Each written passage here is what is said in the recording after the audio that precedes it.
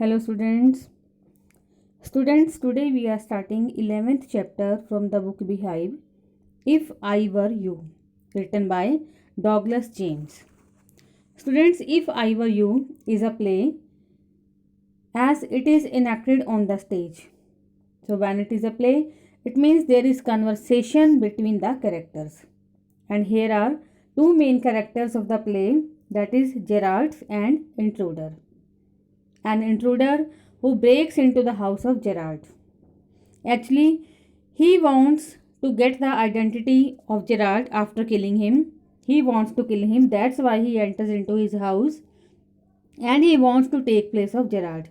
As the title is here, If I Were You. I is here, intruder, and you, Gerard. So, intruder wants to become Gerard. And how Gerard becomes successful, how he saves himself, we will read in the play. So, now let's continue. Scene. As it is a play, so first of all, scene of the stage has been described here. Scene, a small cottage interior. This is a scene of a small house and it is the scene of interior of the small cottage. There is an entrance back right which may be curtained, and there is an entrance from the back right and it is also curtained. There is curtain on the back right, on the entrance of the back right. Another door to the left must be a practical door, and the another door is to the left and it is a practical door that is in use. The furniture is simple, consisting of a small table towards the left, a chair or two, and a divan rather upstage on the right. Upstage means on the back of the stage.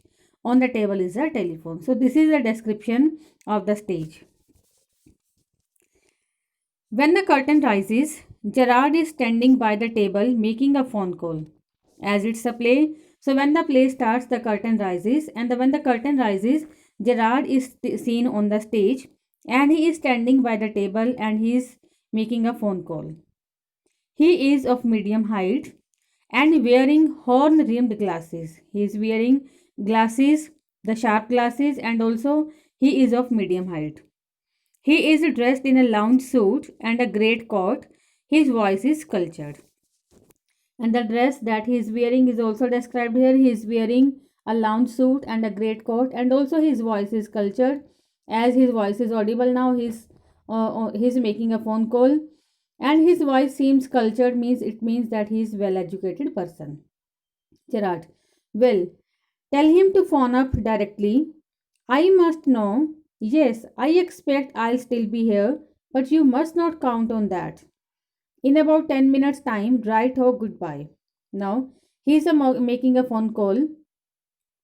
Then he tells the person with whom he is talking, he says, tell the person to phone up directly, to directly call him. And also he says, he may be there within 10 minutes, means he is ready to go there, go at some place. He puts down the phone and goes to the divan on the left, where there is a traveling bag, and starts packing. Now, after finishing his phone call, he puts it down and then he goes to the divan on the left, that is kept on the left side. And on divan there is a traveling bag and he starts packing his bag. Whilst he is thus engaged, another man similar in build to Gerard enters from the right silently. Now he is engaged, he is busy in packing his bag. At the same time, a man who is similar in build to Gerard, means who looks like Gerard, enters the house, enters from the right silently, revolver in hand, and also he is carrying a revolver in his hand. He is flashily dressed in an overcoat and a soft hat, and he is wearing an overcoat and he is having a soft hat on his head. He bumps accidentally against the table, and at the sound, Gerard turns quickly. Suddenly, he hits with a table and it makes sound, and at the sound, Gerard turns quickly. Gerard, pleasantly, why, this is a surprise, Mr. Now, Gerard, while looking at the person at once, he becomes happy and says that this is a surprise, Mr., but he doesn't take the name of the person.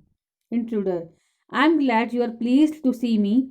I don't think you will be pleased for long. Put those paws up. Now, intruder says that I am very much happy that you are happy, you are feeling pleased to see me, but you will not be pleased for a long time, as he also tells him he wants him to raise his hands. Gerard, this is all very melodramatic, not very original, perhaps, but again he doesn't complete the sentence, but he says it seems dramatic, means it's showing very much emotions than they are required. It seems dramatic, it doesn't looks original, perhaps. Intruder trying to be calm and he tries to be calm and then he doesn't complete the sentence. Gerard, nonchalant is your word, I think. And also he says that when you are talking, it seems that you are very much relaxed. You are not showing any anxiety. Intruder, thanks a lot.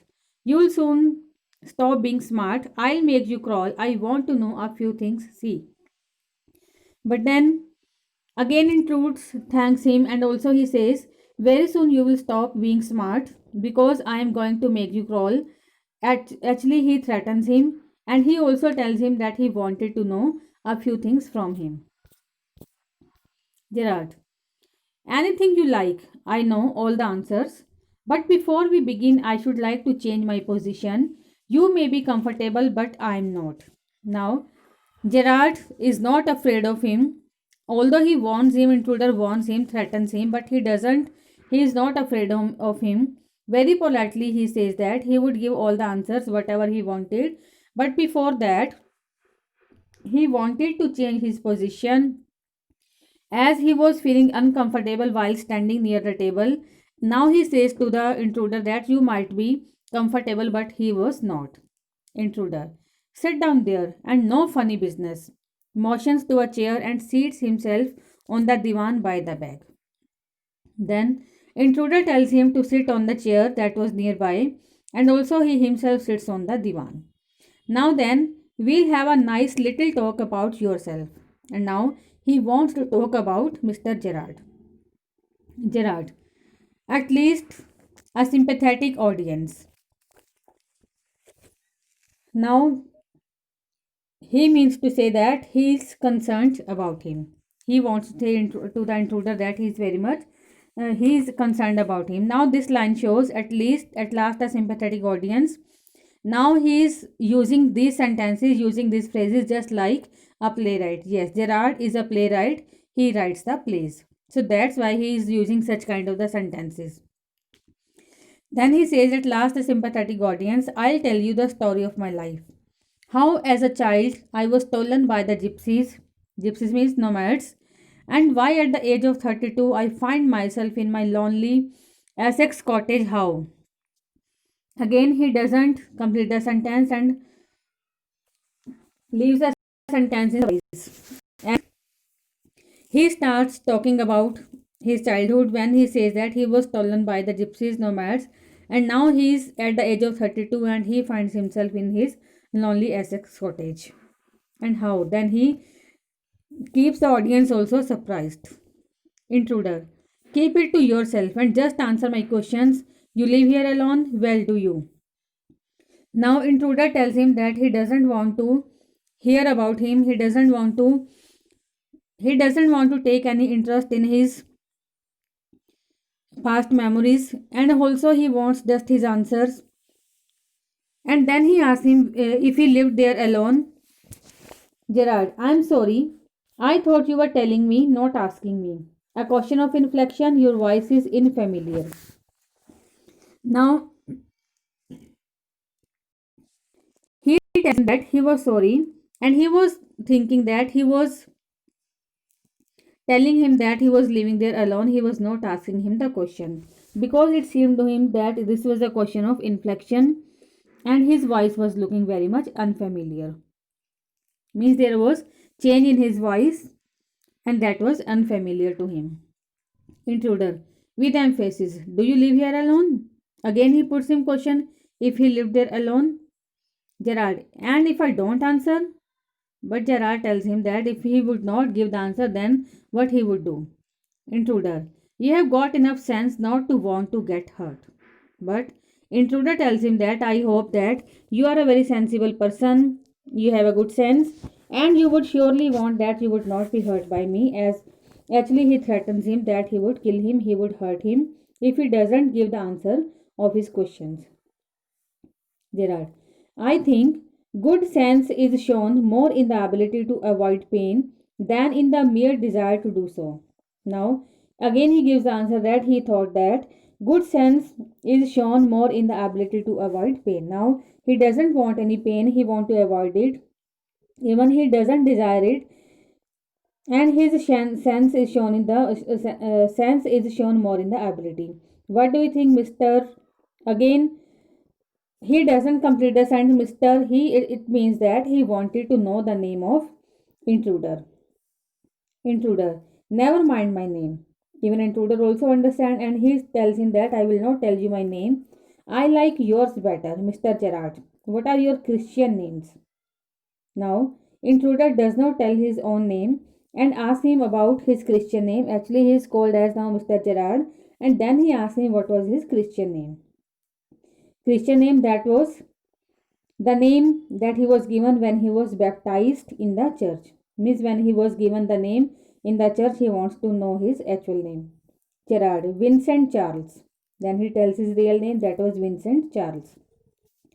Intruder, do you run a car? Gerard, no. Intruder, that's a lie. You are not dealing with a fool. I'm as smart as you and smarter. And I know you run a car. Better be careful, wise guy. Then he puts him question regarding the car. He wants to know whether he runs car or not. But Gerard says that he doesn't have a car. But intruder then says that he was smarter than Gerard, and he knew very well that he runs a car. Gerard, are you American or is that merely a clever imitation? Again, Gerard wants to know whether he was American or he was imitating just like an American. Intruder, listen, this gun is no toy. I can hurt you without killing you and still get my answers. Again, intruder threatens him when he was put question by Gerard. When he was asking him if he was American, he said that he had a gun that was not a toy and he could hurt him without killing him and he could get the answers whatever he wanted to know. Gerard, of course, if you put it like that, I'll be glad to assist you. Then Gerard also says that if he would not hurt him, he would surely help him. I do possess a car and it's in the garage around the corner. And he told him that he had a car and it was nearby in the garage. Intruder, that's better. Do people often come out here? Gerard, very rarely. Surprisingly, few people take the trouble to visit me. There is a baker and the greengrocer, of course. And then there is a milkman, quite charming, but no one so interesting as yourself. Then intruder asks him the question if the people frequently come to meet him. Then Gerard says that no many people come to visit him, as there is only a baker, greengrocer, and a milkman who often come to his house.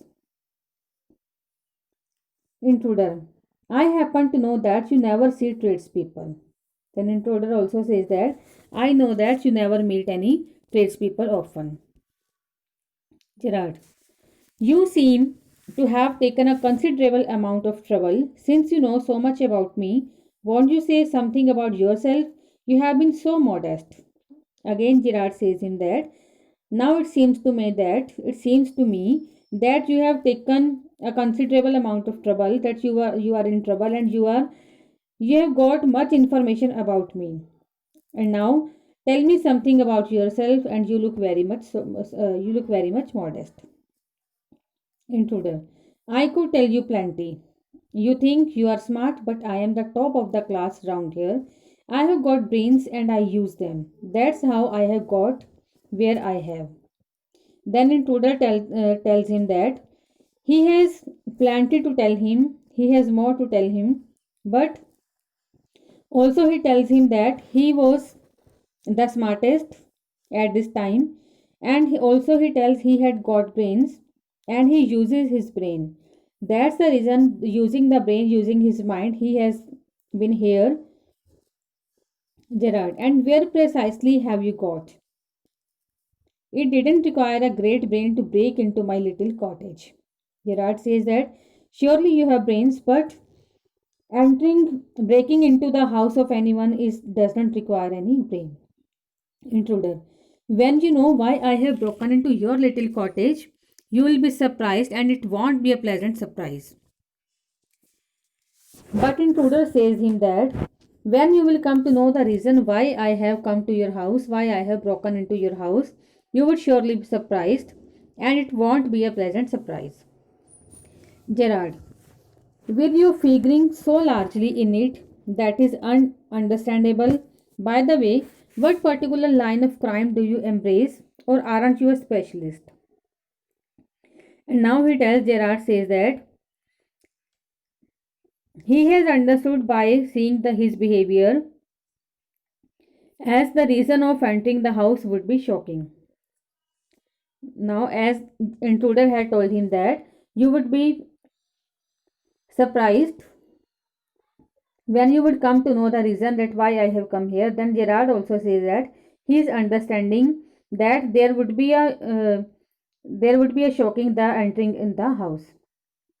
There would be a shocking reason of him of entering into his house.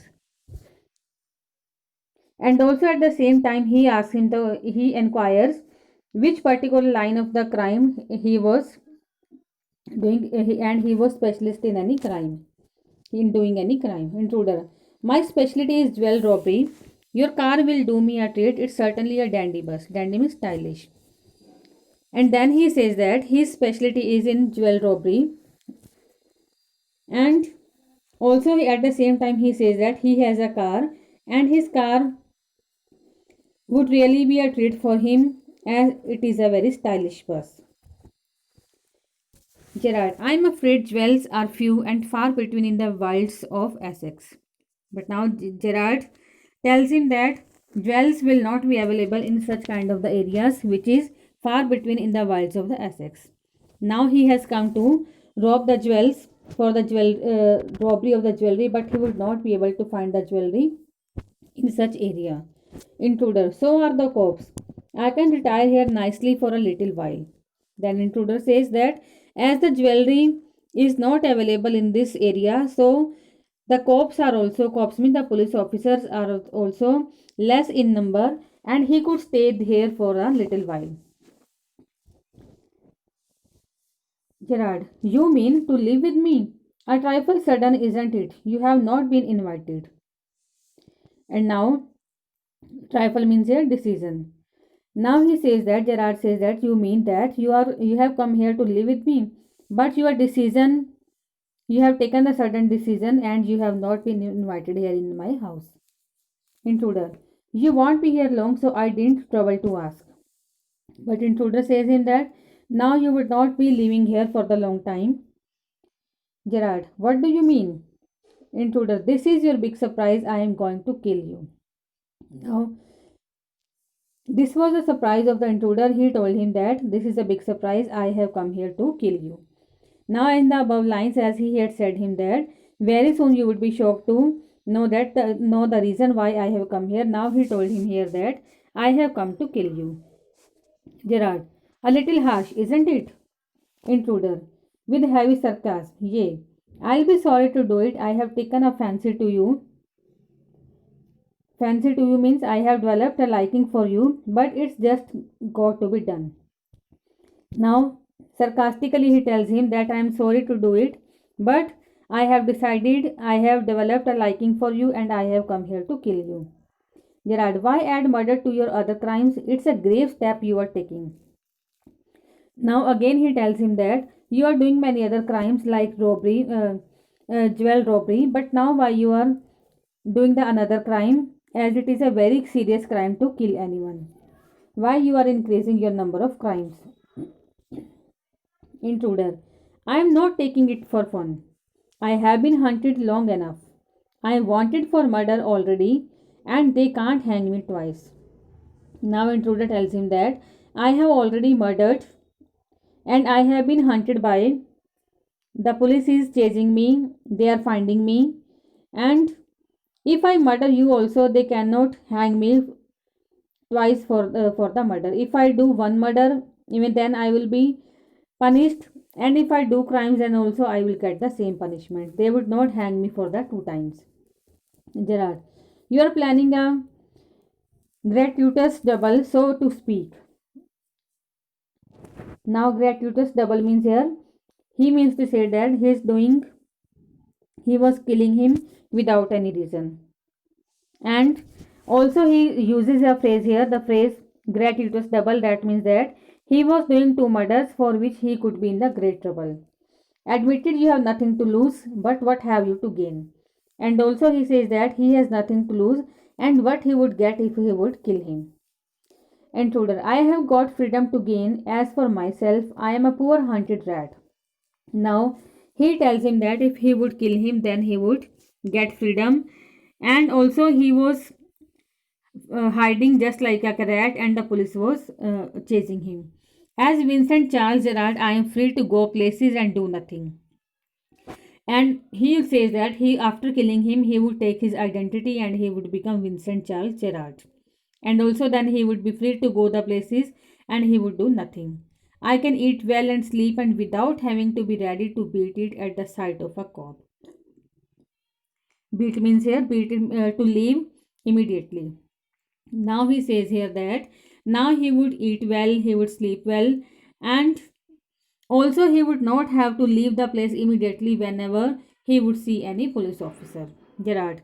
In most melodramas, the villain is foolish enough to delay his killing long enough to be frustrated.